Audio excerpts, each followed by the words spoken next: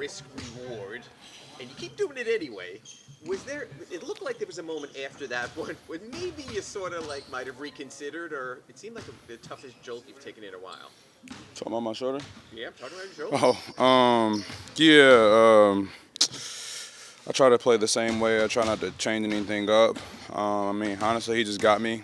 But I've been going through screens after that injury for a minute now, and it hasn't really bothered me. This time, he just got me. How is it feeling compared to the other left shoulder issues you've It's not as bad. Definitely kind of like the same pain a little bit, but definitely not as bad. expect to play tomorrow? We'll see. Can you turn that off, or is that so instinctive that at the moment of truth, when the screen said you're just going to fight through because of who you are, or can you Yeah. temper that?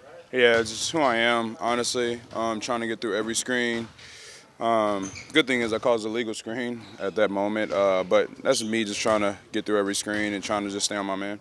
Spo was saying he thinks for as many calls as you get, they almost overlook several other ones. For sure. Because they think you're baiting for fouls. Yeah. Do you sort of feel that same way also, that there could be even more whistles? For sure. I think sometimes, I think most of the time I should get illegal screen calls, but they can't call it every single time. I understand that. You can't play the game like that.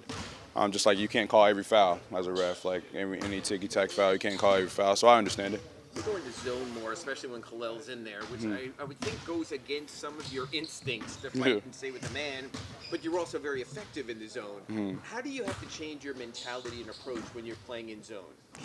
I mean, it's just kind of like, man, you just got to try to be at the right spots. I mean, knowing that zone you're going to give up something, you just got to figure out the personnel of what you want to give up and time in the game, where you want to give it up at.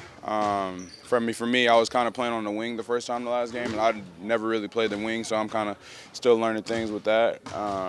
So I mean, but it's a good adjustment, especially because we can pull that in our pocket and be real effective with it, especially with guys who can score the ball, like guys like KD, guys who can really change the game with their scoring. So when you throw a zone at them, it kind of makes them think a little bit.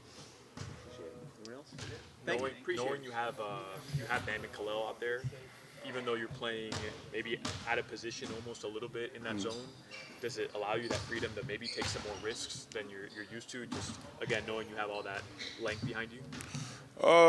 Yeah. I mean, even when it's not zone, it's man, I can be more risk because I want to send him to the rim anyways. Kind of send him to Khalil because he can block, or Bam, they can block shots. So when they're both out there, it kind of makes me. I get to kind of gamble a little bit more. And on the offensive end, when they're both in there, I mean, you're trying to get to the rim anyways, Yeah. setting pace and getting paint touches.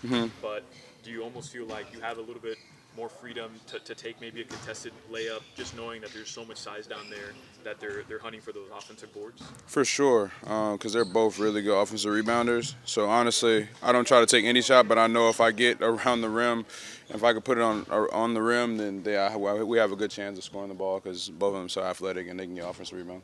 Thank you. Yeah.